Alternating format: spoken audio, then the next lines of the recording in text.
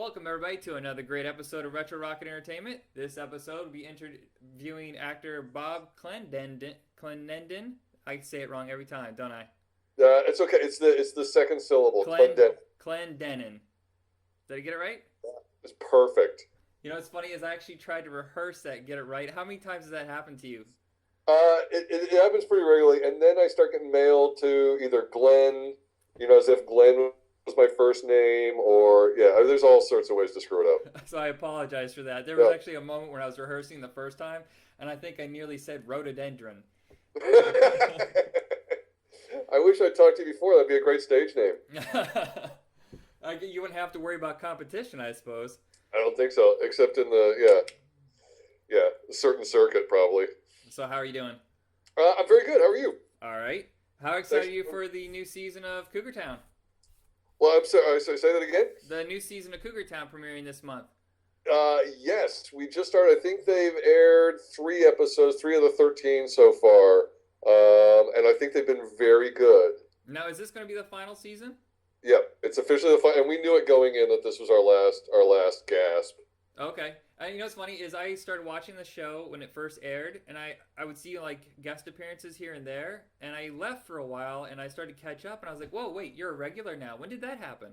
About the time we moved from ABC to TBS, so that was the between the third and the fourth seasons.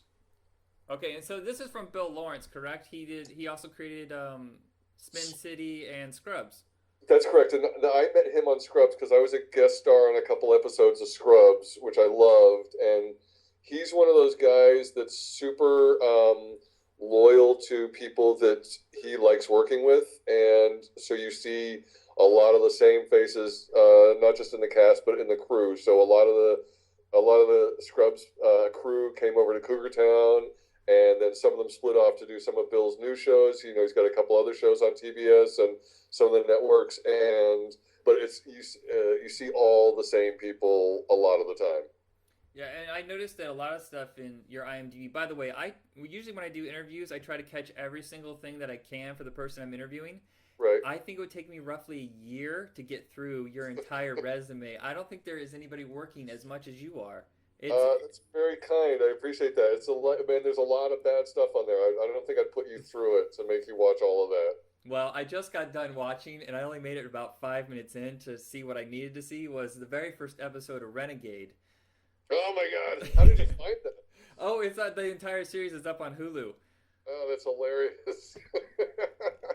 So I think I was a prison guard, wasn't I? right, yeah, you have one line at the beginning of it, and then that was it. Yeah. I was like, moving on. There we go. There's. I don't need to see how this pans out.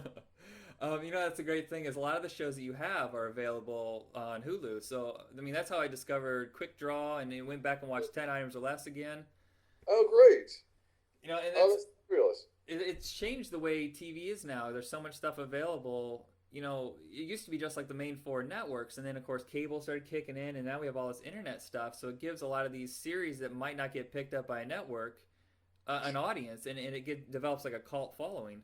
That's absolutely, and it's happening all over the time, and the ability for people to make their own content and then have some kind of delivery system for it is unprecedented, which is amazing. So you're seeing some really creative things coming out of nowhere. Yeah, so I'm a huge fan of Quick Draw, and I'm really wondering. I think a lot of the fans are wondering. Have you heard anything about season 3 yet? It's not going to happen either. We're very disappointed, but Hulu has decided, I think, to go in a slightly different direction, and so we are going to have to call it a day with the 2 seasons of Quick Draw. Okay. Well, I guess in a way you could be happy that the fact that it exists. Something like this, 10 years ago Yeah, probably would never even get made, but the field is open now to all these experimental shows. but I think that's a good example of what you were just talking about. One of those shows that develops a very, very devoted, and ardent following. Because I really don't think there was any other show like it out there. Nothing even close. Not just the improvisational aspect of it, but the fact that we were trying to do it with a period western. Um, and I don't think there's anything that rivals it. So I was really sorry to see that go because unique shows. It's nice to hang on to. Right. Both shows that you did with John and Nancy 10 items less previously.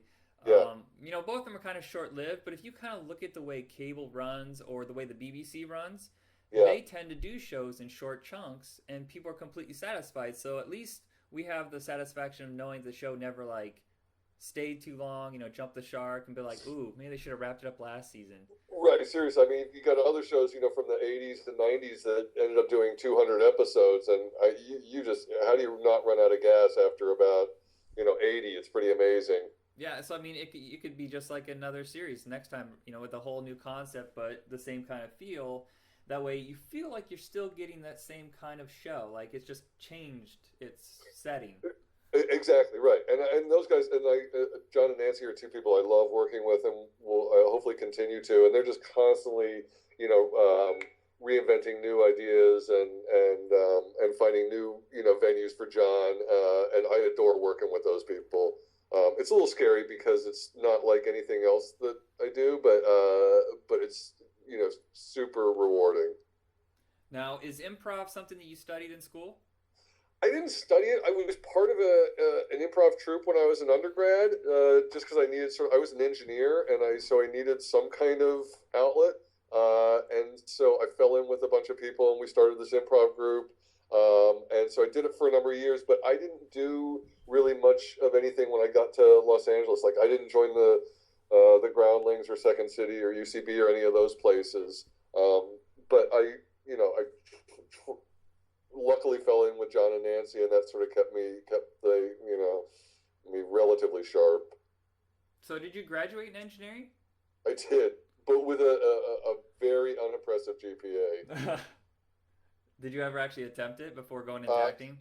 I went straight from undergrad to a graduate acting program because I'd sort of started acting in undergrad and I really liked it. And I didn't know if I was any good at it, but I liked the people and I thought I'd give it a shot. And then I ended up auditioning for a grad program and got in, and so I went to Penn State for graduate school.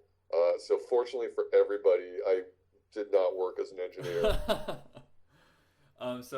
Did you go directly to LA after graduating? No, I did some pretty bad regional theater. I did one very memorable touring production of a children's show called The Nose, where I was literally the nose, and I had this enormous styrofoam, thing nose that my arm stuck out of the side of it, my head came out, was like a cutout face. It was just the most degrading thing ever. And then we toured junior highs and high schools in Pennsylvania with this production. And I think it was good for me because it really pegged me down. You really, when you're pounded into the dirt by junior high school students, it does a nice number on your ego and it gets you back down to where you're supposed to be. And then after that, I did a couple other things and then went to LA. Yeah, I think I actually gave up on acting completely after I was in a play where I was dressed in a very heavy, very, very hot pterodactyl suit and had to belt out numbers to elementary school students. And I was like, yeah, you know what? I think I like the technical aspect of this more than I do the acting part. So that was it for me. Oh, that's too funny.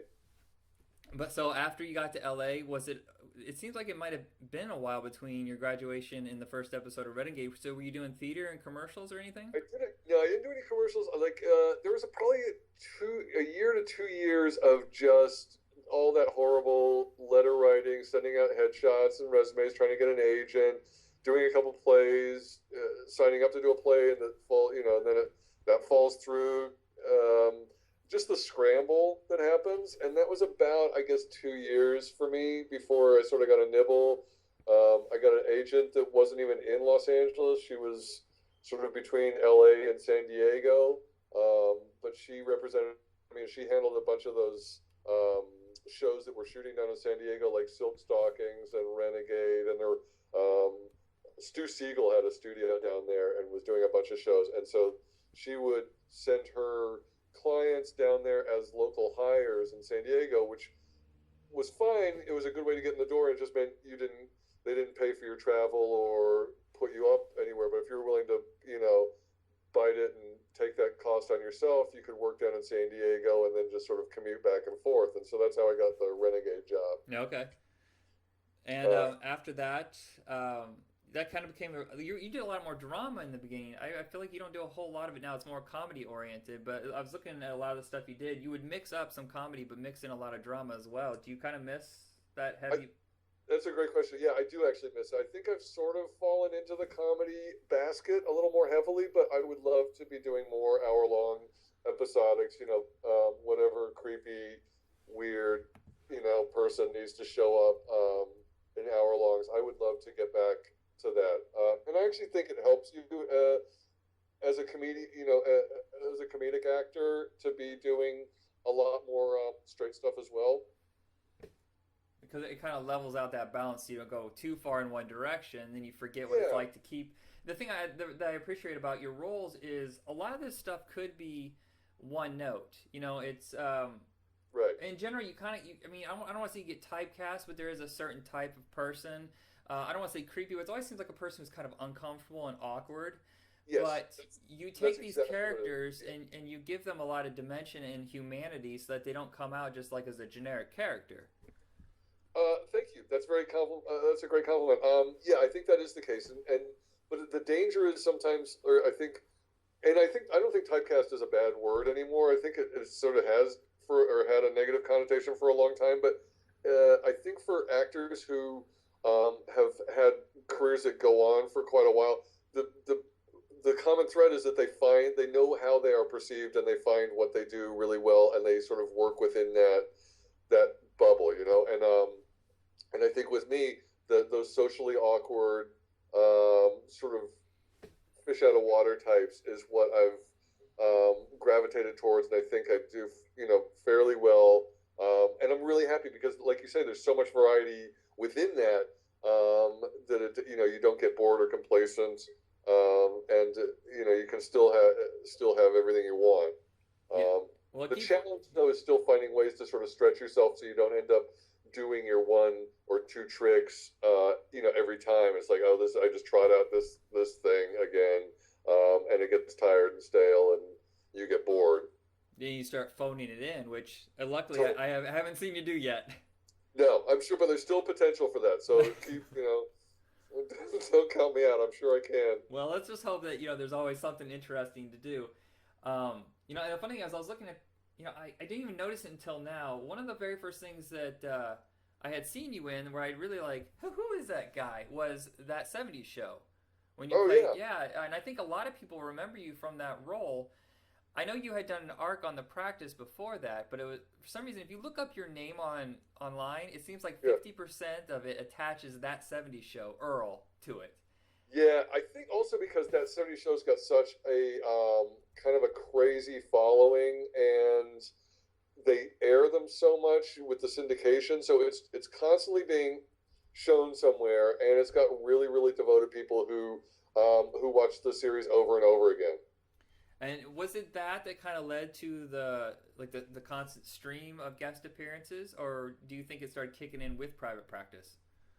I don't think. I think it started a little before that with like Caroline in the City. I did a bunch of playing sort of a weird offbeat mailman, and it was again, it was one of those shows where I went on one episode, but it turned into five or six, just because that's the way a lot of TV half-hour TV works. Is that when they find somebody that they kind of like the way they fit in with the regulars, they'll start writing new episodes for them or incorporating them in more storylines. Um, and that's fortunately been something that's happened to me a lot. I come in for one episode, but it turns into multiples, and like in the case of Cougar Town, actually turns into a regular gig. Well, I would say probably also it has to do with work ethic too. I mean, I imagine you're someone that does everything that needs to be done, and you're reliable, and when you bring your work, you come through for the people, or they won't keep asking you back. That's a big thing, especially when you're sort of at my lower level. You can't get away with too much bad behavior, at least not early on. So if you show up and you're professional and you do what they want of you, that's one headache they're not going to have. If so, they like to keep those people around. I apologize. Earlier I said private practice, but I meant the practice. I don't know why I said that. um, so for the most part, it's TV. But do you like? Would you prefer movies or TV? Because I know you've done a couple dozen movies too. I really like I like TV. I like being in Los Angeles because I got a family, and a lot of feature stuff pulls you out, on location and stuff. Um, I like the idea of working on something like a feature where you've got weeks to do something is really appealing because it's getting closer to that sort of theater model where you actually are kind of um, crafting a character. In a lot of TV, you're looked at to come in with a finished performance, so there's not a lot of experimenting that goes on because just the time constraints. What they saw you do in the audition room, they want you to do um, on set. So you show up and you do exactly what you did because they like that and they don't want a lot of rethinking of it. That's just waste time. So yeah, so there's I do miss some stuff with features, but I also like with TV that, especially if you are lucky enough to do multiple stuff or become a regular, you get to know everybody, including the crew. Everybody becomes very, very much a family, and I love that aspect. It's hard sometimes with features, especially if you're day playing and you go in, you've only got 3 or 4 days, you don't really know anybody, you're a little nervous about how it's all going to pan out, you don't know what the personalities are, so you do your thing, but you don't really feel like you get real close to anybody. Yeah, it always seems like with TV. I mean, I love movies, but there's always something special about TV because you get to spend so much time with them that Yeah. it's like it sounds odd to say, but it feels like a family. And when the show is canceled, whatever, you're like, oh no, how am I going to see these people again? It's a Right. weird thing. And I don't think I'm alone in that.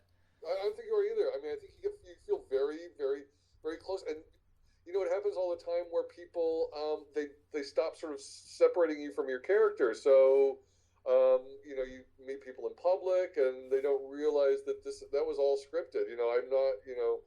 I'm very close to a lot of the people I play, but like I think there are other actors just like wait, you don't confuse what you saw last Thursday with who I am. Right, especially if it's like, well, I mean, each week you could play something totally different. You could play a killer, then you could play like the goofy plumber next door, Right, right, and the funny, some people are identified by one character, and then there's the kind of actor that's considered like that guy. You're that guy in that thing. right. I'm that guy in that thing. But somebody like Courtney, for example, like the way that people, through her, what was it, 10 years on Friends, they became so. Those six actors became such a part of the American landscape, the viewing landscape, that like people really really felt they knew those people, and if a character did something, whether Ross wasn't supposed to, they didn't want to see him with Rachel, people really got up in arms, and because it was part of their daily life.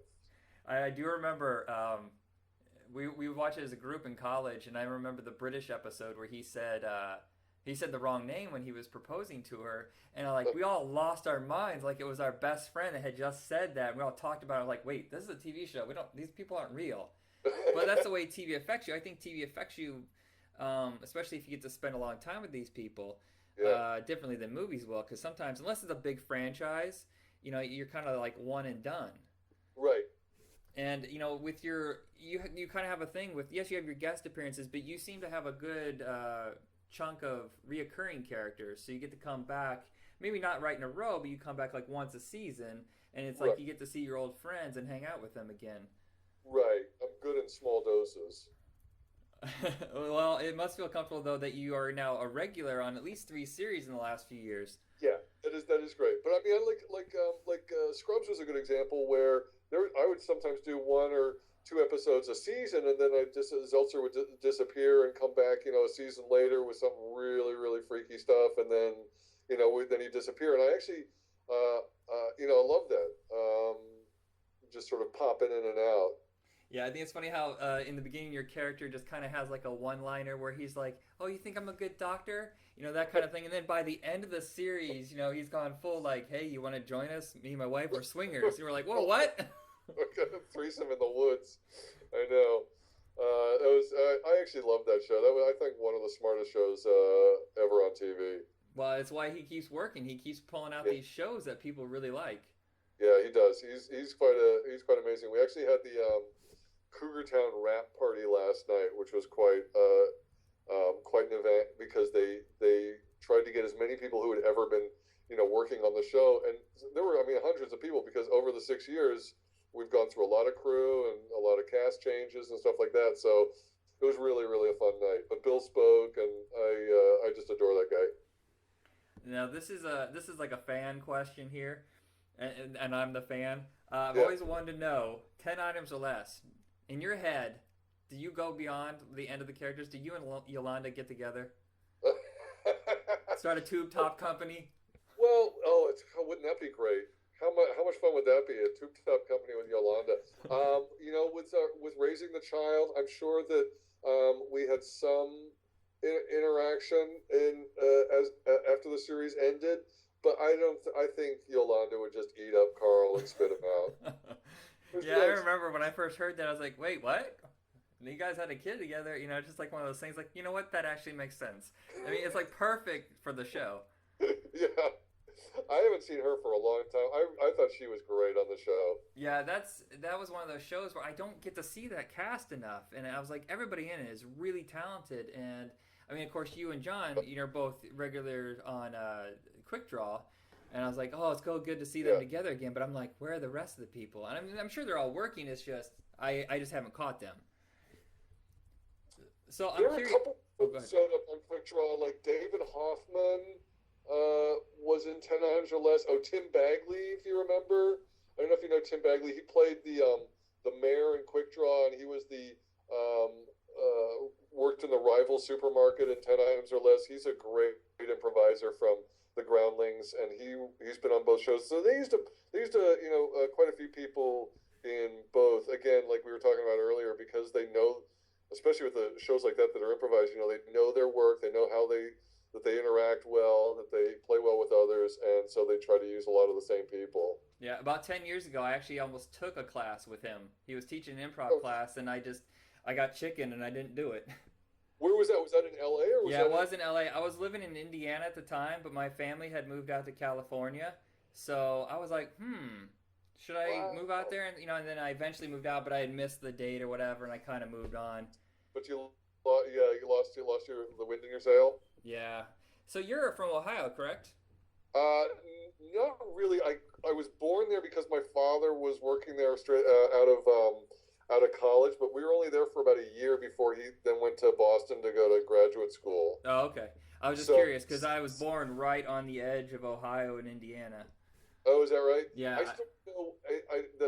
I think I'm from a very small town in Ohio called Newark, but I've never been back since. Yeah, I would say it's probably. Well, I don't know. I'm not gonna badmouth Ohio and Indiana, but there's a reason why I left. No, did you go to college? Did you go to college? Yeah, and then- I went to Vincennes University and I was gonna go to IU, but I don't know, for something I was itching to get out and do something else. I kind of regret not finishing school, but Yeah. I just want to go on to other adventures. I'm not the kind of person that can just sit there and read books and that makes me sound really ignorant. But it's not that I can't learn. It's just for something about being stuck in a chair, just reading and reading and reading. When I'm gonna go out there and have adventures, Yeah, I like hear you. like my degree is in theater, but my father was like, business, do business. You'll have a career in business, and I was Be like, but stable. it's not fun. No, stability is overrated. But yeah, other than that, I just decided, Indiana. I've had enough years of you. I'm gonna come out to California. Now I'm up in Oregon, in Portland. Oh, are you really? I Yeah. love Portland. Yeah, and it's just like, and when I'm done with this adventure, I'll go on to another adventure. It's the kind of life that I think my problem is that I read On the Road when I was younger, and it just gave me Yeah. that kind of wanderlust. Kerouac will do that to you, then suddenly you can't recover. Yeah. Yeah, and I think sometimes I think about it and I go, man, how many places have I lived? I should probably settle down. I'm almost 40, and I'm like, ooh, how many? I can count, like, I'm like up into dozens of places I've lived in my life. I'm like, yeah, maybe I want to settle down someday. No. I would not be in a hurry to do that. Yeah, life is an adventure, and that's the cool thing about like acting is you get to go all over the world. I mean, yes, you stick primarily to LA because you have a family, but like you said, you get to do movies. It's like a vacation, but you're getting paid to do the vacation. Yeah, it's exactly right. But it's kind of a surreal existence because you get so close to people for a really short period of time, and then you just blow apart and very often never see these people again. So like it's and same with the theater actors. You do a show and you're in rehearsal, you're in performance, over the course of it, maybe 8 weeks, and because there's so much, you're personally invested in it. It means a great deal, but then it just disappears. So it's like you have this family, and then you don't have a family, and then you pick a new family because you just got cast in another play. You know what I mean? Yeah, well, I used to say like, "Oh yeah, I'll write you," and then you never get Yeah. around to writing. At Yeah. least we have social media now where we can just like hit friend, and then like they get to see your update. You can write to 3,000 people with one note instead of Right. like each individual letter.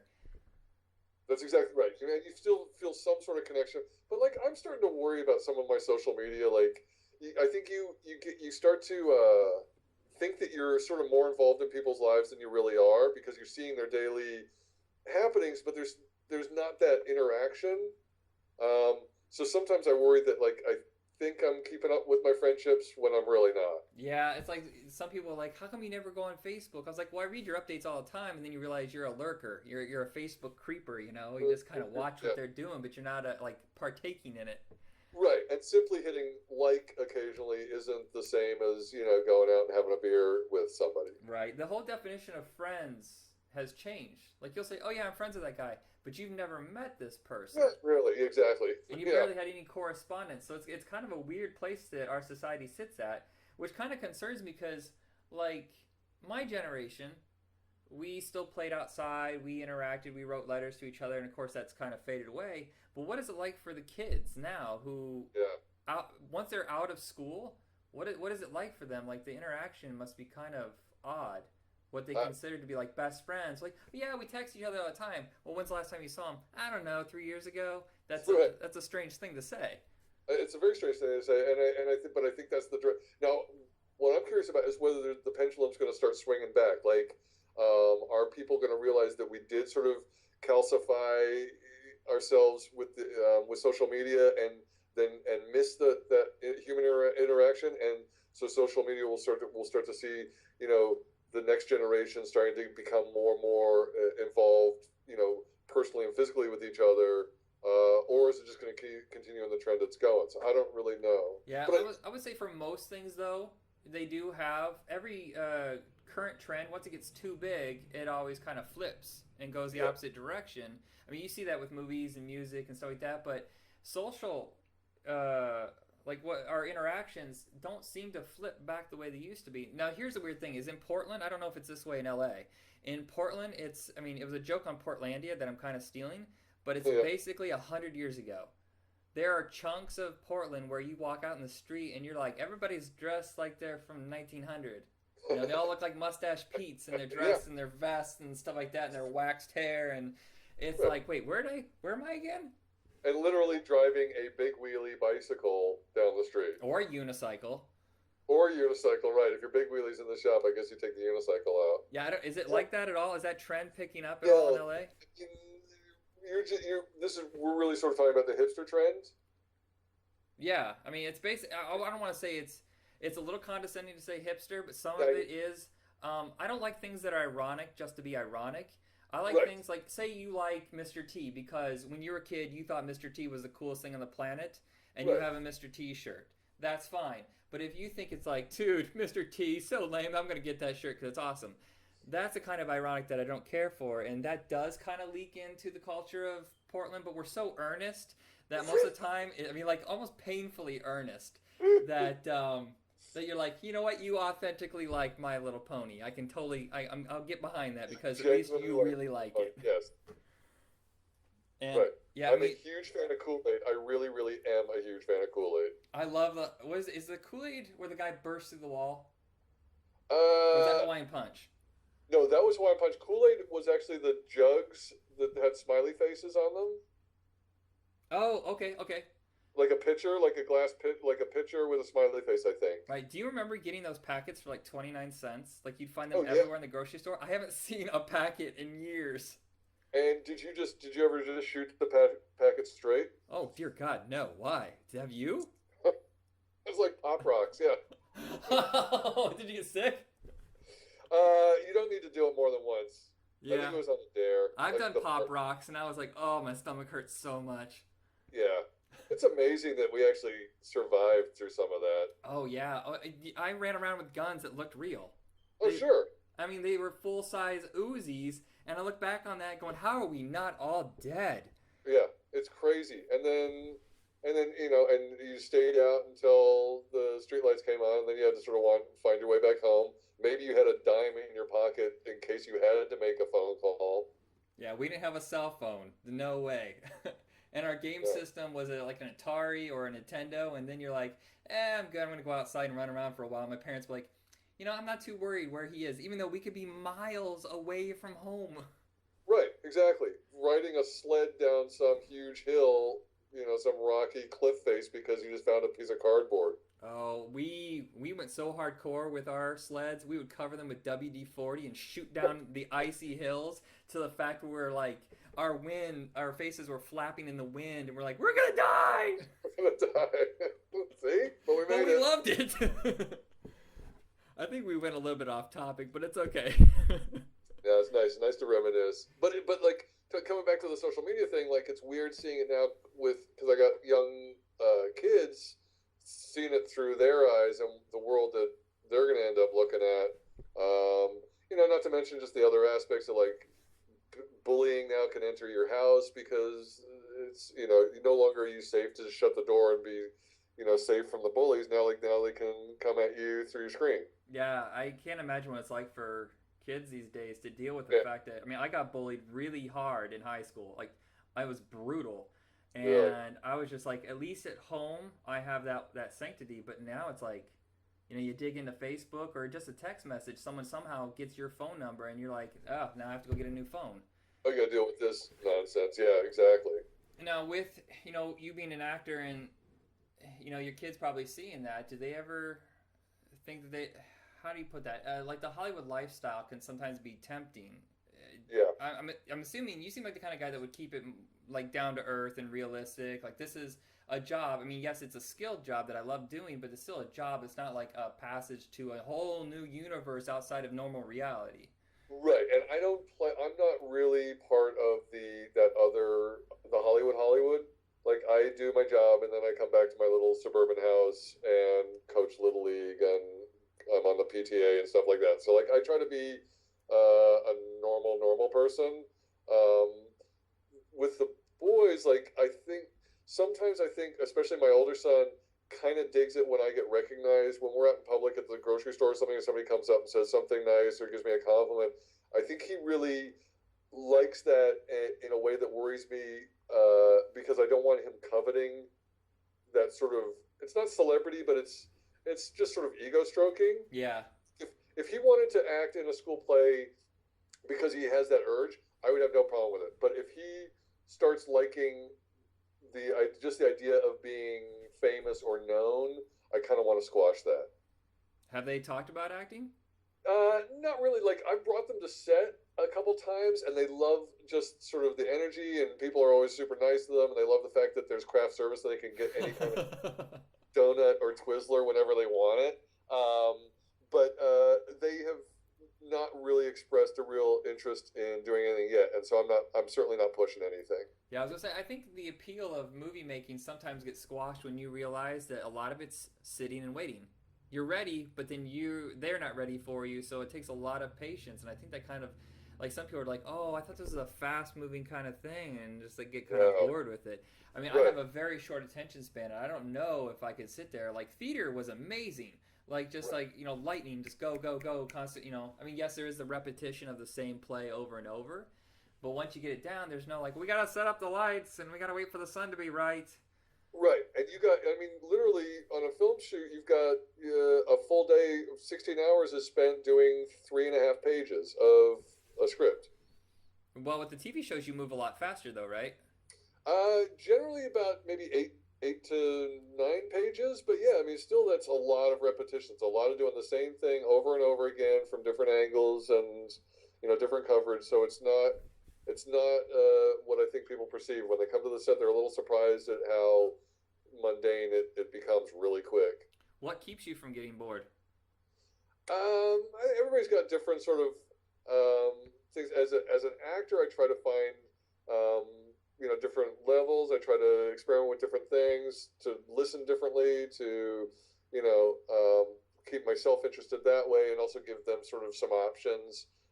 And then like I still in my off time, like offset, I'm still holding on a little bit to the engineering nerd that I was. Like I do a lot of math puzzles and sort of like I'm really into Ken Ken. I don't know if anybody's doing Ken Ken, but like it's a super goofy math nerdy kind of thing that I like doing that passes the time for me. I have no idea what that is. It's you know what Sudoku was? Oh yeah, yeah. It's like that, but sort of on steroids a little bit. Oh, okay. And I was reading somewhere that were you doing a lot of sports? I don't do. I mean, I'm not. You can tell by the way I look. I'm not particularly athletic. I mean, I like participating. I was playing softball for a while in an old man softball league, and like I said, I coached my son's little league team. And I played. I was a very avid pool player in college, and I still try and keep that up. Yeah, I think I've always believed that working out, I'm kind of like strict with my regiment.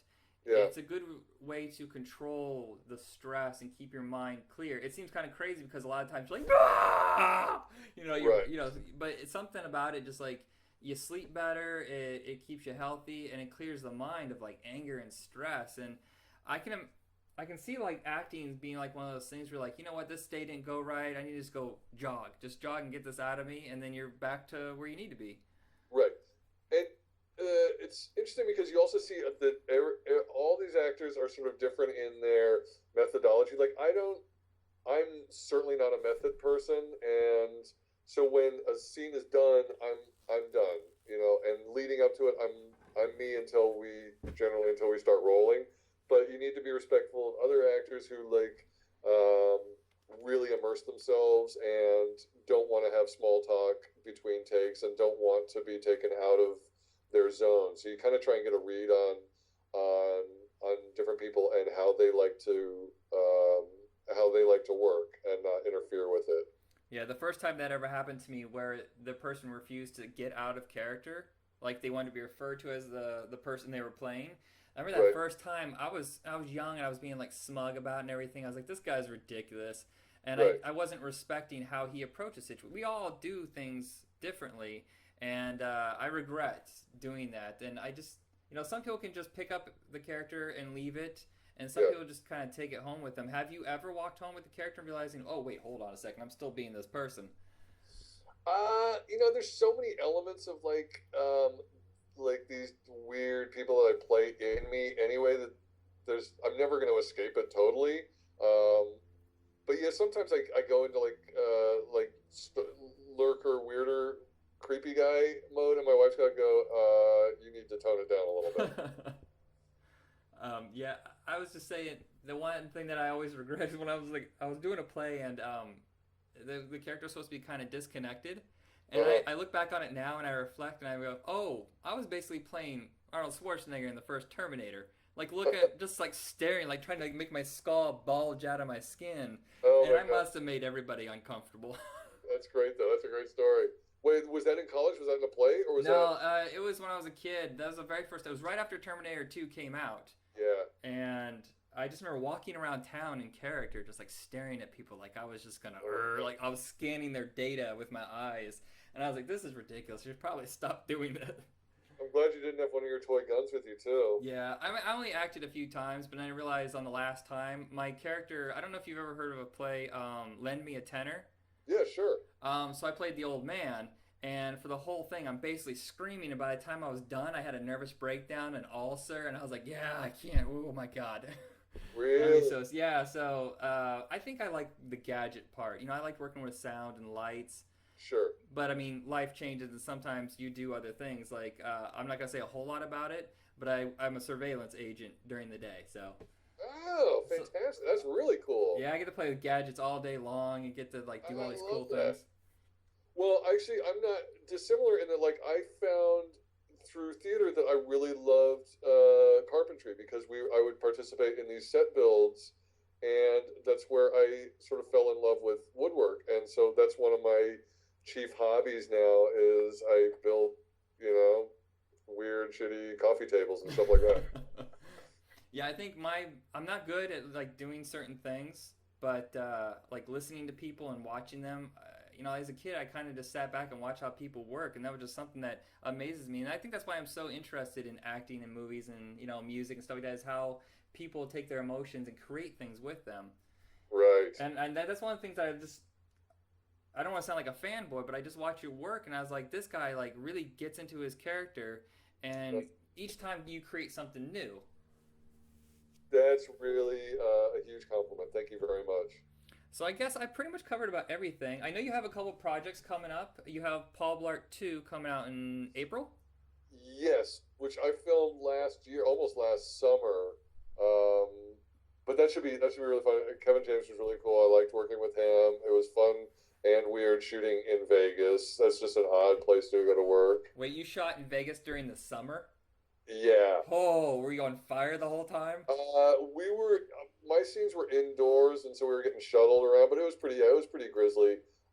It's also just so weird because when you have like a 6 a.m. call time, so you're not there to party, you're not misbehaving, and you get up and you just see the underbelly of the city, like driving to set at 6:30, 7 o'clock in the morning, seeing like what is happening in that city is just such a sort of a weird experience. Yeah, I've only been there once, and I remember it was about 8 o'clock in the morning, and we are going to get breakfast. I'm not a Vegas party person. I'm a Vegas tourist person. Like Yeah. I went to the Pinball Hall of Fame. I went to the car museum, stuff like that. Planet Oh, Hollywood. And we got up early for breakfast, and I'm seeing people come in from night long of partying. And sure. this guy rolls down his window, and I think he's gonna go say something to me, and he doesn't. He just chucks right on the street. Yeah. Yeah. Yeah, Yeah, no doubt. I think he was not alone that day. yeah. It's a strange element. Like it's so fun, but at the same time, there's this weirdness that nowhere else in the world has. And when you leave, you're like, did that just happen? Did that really just happen? Yeah, exactly. So no desire to go back to Vegas, huh? You know what? There's so many more places to visit. Right. Yeah, I Uh, know. I don't know. Maybe some years down the road. Vegas is kind of changing though, because there's casinos opening up all over this country, and it's damaging Reno, Atlantic City. It really hasn't dug into Vegas yet, but I imagine soon it will. Yeah, I think so. I think you're right. They're probably gonna have to focus more on the touristy stuff, Right. big Right. events and the shows, and having more movies and TV shows shot there. Right. And I think they're making it. They're trying to attract as much production there as possible with tax incentives and stuff like that. And besides Paul Blart, you have a couple series here that I haven't seen available online, so I don't know. Are they web series? Another Day with You? Yes, that's a web series that actually hasn't even rolled out yet. Oh, But I okay. a friend, and it should be really, really good. I don't know much about it. I haven't seen anything yet, but it was certainly fun to shoot it. And for me, it was like one of those things, like with web series, um, because you're not certainly not doing it for the money or anything. It was because I got to play a really normal guy, which I don't get to do very often. Like it's just her husband who's straight and normal and not quirky and not odd and stuff like that. So it was kind of a departure for me, and one of the reasons, excuse me, I like doing it. And you also have another series, Kittens for Cats. Is that? Oh, Kittens in a Uh, Cage. Kittens in a Cage, which I just did one episode of, and that's also a TV series that hasn't quite seen the light of day yet. And I know very little about that, except I just really like the people that were involved with it, and I had some friends that were doing it, and it was just something I wanted to do. And are you still part of Circle X Theater? I am. In fact, I'm doing now that both Cougar Town and Quick Draw are done. I'm going to do a play for the first time in like 3 years with Circle X called Trevor, which is a really, really interesting play. Um, but I'm a little bit terrified because it's been a long time since I've been on stage. Yeah, I was watching the promo video that your group did on YouTube, Yeah. and I was curious, is it just like you just act in it, or do you have a say in what you put out at the Playhouse, and do you write and direct? No, I don't do any writing and directing. And it's been a long time since I've done any acting, so I'm on their board. I was one of the founders of Circle X, and I still remain on their board. And I help out with set builds, with some fundraising stuff like that. but I have not been able to actually be a participant, um, creatively for quite a while. So I'm kind of excited about doing this play again. Laurie Metcalf is in it, Oh, who is remarkable. I mean, she is so phenomenally good, and it's a joy to work with her. And this guy named Jimmy Simpson, who do you watch House of Cards? oh, is that the one on Netflix? Yes. No, I have not seen that. He's really he's been in the last season of that, and he's extremely good as well. So I think this play's going to be really interesting, and kind of looking forward to doing it. Oh, Jimmy Simpson. Yes, I know him from It's Always Sunny in Philadelphia. Oh yeah, sorry, he's also in that too. I knew him from House of Cards, but yeah, he's also in and I think he's on the Newsroom too. I love IMDb. What was it like before IMDb to look up people's resumes? How did Like, you do it? I know you had no idea. God, whoever created this is a genius. Yeah, Um, Amazon's got it, I think. so, Paul Blart in April. Right, Paul Blart and April.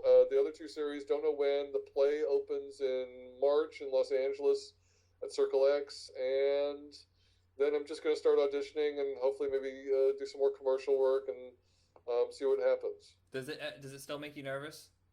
Yeah, yeah, it never has not made me nervous. Like I reached a level with Cougar Town where like I wasn't terribly nervous because I felt like I'd proven myself and my job wasn't on the line, but yeah, it's still you still don't want to be the one that's screwing up, and you don't want to be the one that doesn't know what he's doing, and yeah, so I still get a little tight each time. But your love of it just keeps you going? It does. I mean, I do love the work. I'm not as crazy about living in Los Angeles. I think I'd probably be happier in a smaller, more normal city, but it's kind of where I have to be now, and so we're trying to make it as best we can. But yeah, I do. I like the work. And I like the lifestyle. I like the people. So it's hard to step away. So, we have a lot of young listeners, and I'm curious if there's any advice that you could give to anybody who's interested in going into acting. Uh, Make sure you're doing it because you love acting and not because you want the perks of it. And know that it's going to be that you want to be in it for the long haul, and so it's going to take some perseverance. It's going to take like you found out a couple of years sometimes before anything really happens, and so you've got to find the joy that keeps you going and doesn't make you get jaded or depressed or angry, yourself or at others. Like, be doing it for the right reasons and be willing to persevere and just be persistent. Yeah, a lot of people probably walk away after a while, but you stick to your guns. That's something I truly respect. Oh well, thank you very much. Yeah, I think people come here, they'll stay for a year, it doesn't work out, and they leave. And it's like that's not, you gotta hang around longer than that because there's so many factors at play. It's not just whether you're talented or not, or good looking enough, or whatever. It's like there's good fortune, there's professionalism, there's all these other things that come into play. Being in the right place at the right time, and everything's sort of all the planets have to align. But I also still think that the cream does rise. I think people who have what they need, and if they're persistent, eventually it may take 10 years, but like eventually you find the vehicle for you and the recognition you wanted. All right, well, thank you very much. Everybody, catch Cougar Town. It's on TBS right now. Catch Quick Draw, 10 items or less, complete series over on Hulu. And be ready for Paul Blart 2 in April. Thank you, Bob Clendenin. Michael, this was a tremendous pleasure. Thank you so much for having me, and I look forward to doing it again sometime. All right, thank you very much. All right, And listeners, have a good night.